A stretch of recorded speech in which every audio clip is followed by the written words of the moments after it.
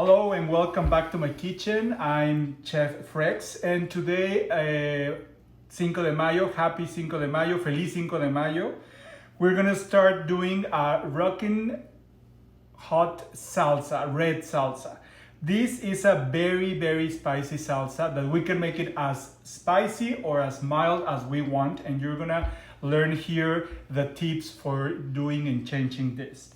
The first thing you need to learn about, it's about dry chilies. Here I have 4 different dry chilies that we can use on this salsa. This salsa is gonna use some of these and some fresh chilies. The first one, it's a Chile Guajillo. This chile, you can get it in almost all the supermarkets. This chile only gives flavor, no heat. It's completely no heat with this chile. Then we have the Chile Morita. It looks like it's very wrinkled. This chile adds a little bit more heat. Then we have Chile de Árbol. When it's fresh, you can look for it. It's green, and this is more heat. And the last one is Chile Piquín. Chile Piquín is very little, but it's one of the ones that provide more heat in this preparation. So I'm gonna show you very quickly. The only one that you need to really open and clean, it's the Chile Guajillo. You're gonna tear the stick off, and with your finger, you're gonna open and you're gonna remove all the seeds. And also these are the veins that are dry inside of the chile. So we're gonna remove those. And now we have ready these chiles. So in this case, we're gonna make a salsa roja that is gonna be really hot. So I'm gonna use all the chiles. But if you don't want it that hot, you just only use this one, the Chile Guajillo, and you can add any of these 3 others. I suggest for flavor to use a little bit of Chile de Árbol. In this case, I'm gonna add 1 Chile Morita and all these chiles piquines.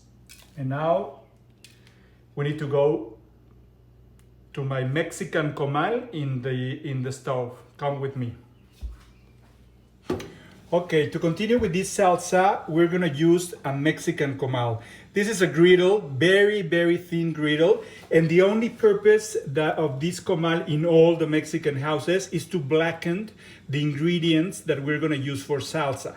You need to blacken the tomatoes, the garlic, the onion, and the fresh chiles, and also toast the dry chiles, because that's what really gives the Mexican flavor. So you put it on medium-high flame or medium-high heat, and the first thing we're gonna do is we're gonna toast our dry chiles. So you're gonna put it like this. You're gonna see and you're gonna smell how you can see how this starts changing. It's very important not to burn the chili.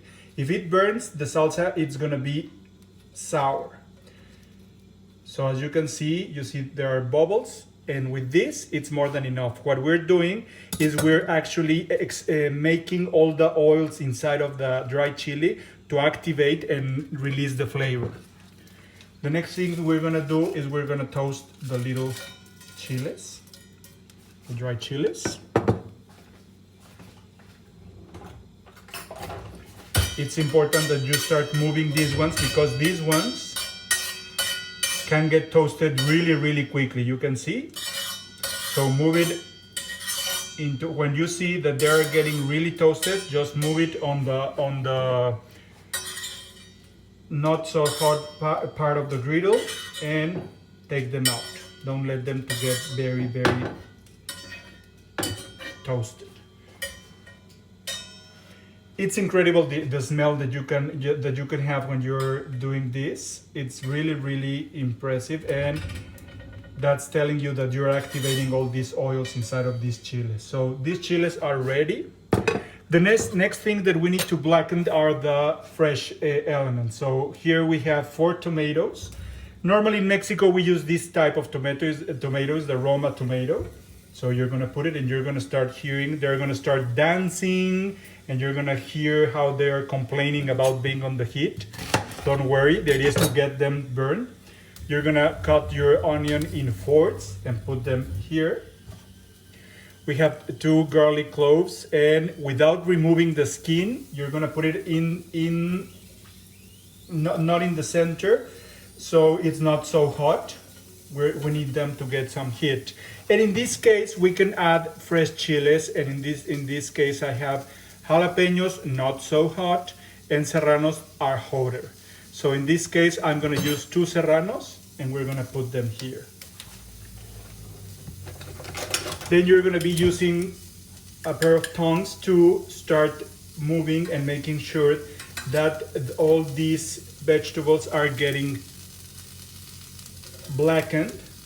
But the idea is that they need to pre-cooked a little bit and get the skin completely blackened, so that will add flavor to the salsa. At the end of the process, that probably is going to take around 10 to 15 minutes, the tomatoes are going to be very, very soft because they are partially cooked, and also the onion.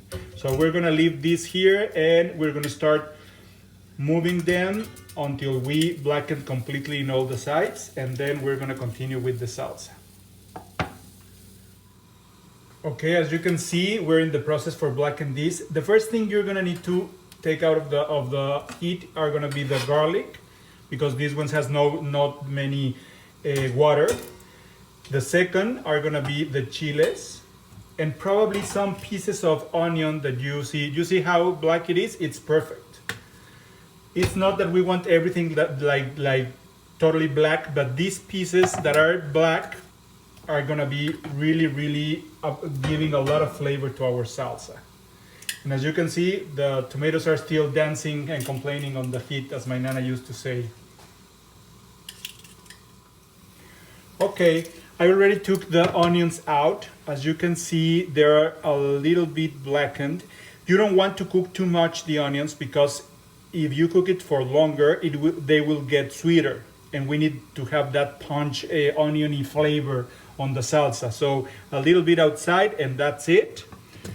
We have the Serrano peppers. You're gonna remove the sticks, and it's ready.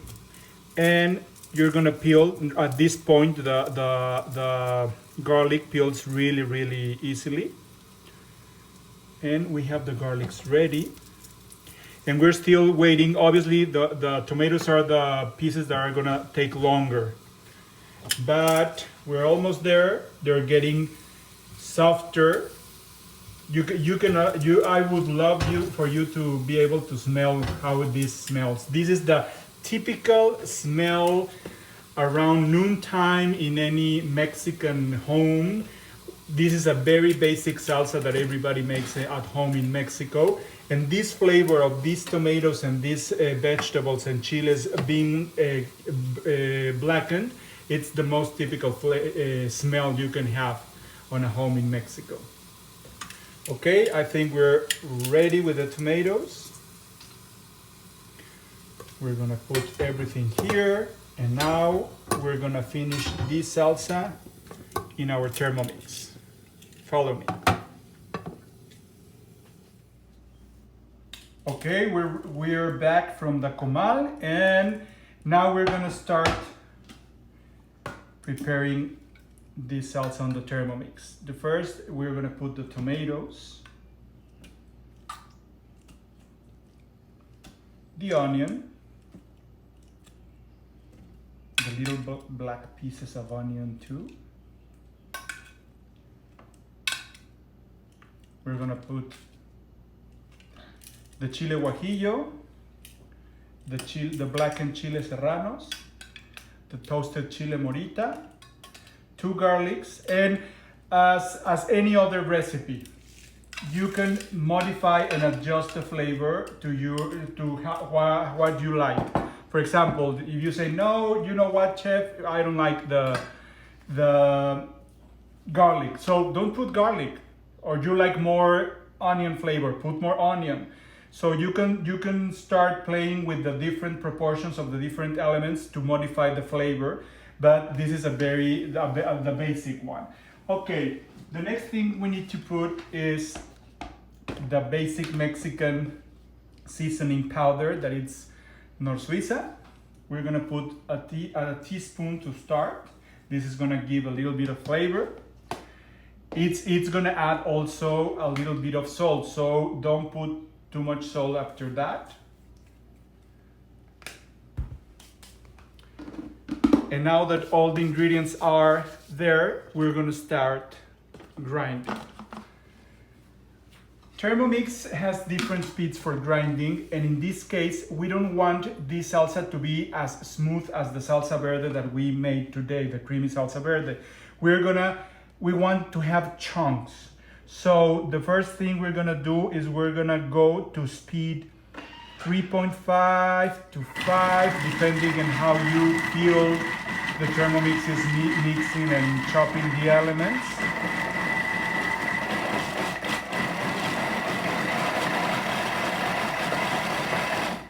As you can see, there are 13 seconds between 3.5 to 5, and now let's see what's the progress for this salsa. So what we have is what we call a salsa amartajada.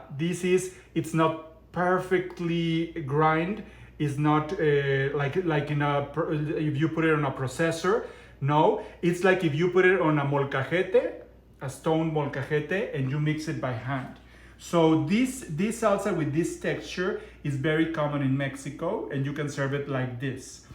This is the moment that you want to taste it. And make sure if salt is good. In this case, salt is perfect. The flavors are good. So this is the first option. You can leave this salsa like this. No, I like, chef, I like it more grinded. Okay, let's put it a little bit more. Let's go to speed 6.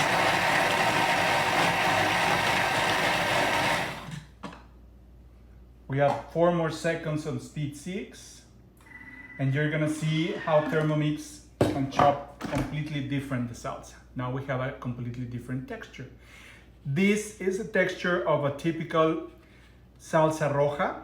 And now you have a decision to make. You can leave it like this, and it's gonna be almost raw flavor, or you can cook it. You can fry it on your Thermomix. So to fry it, you're gonna put it back. You're gonna add 20 grams, about 1 ounce of any vegetable oil, and you're gonna cook it on 212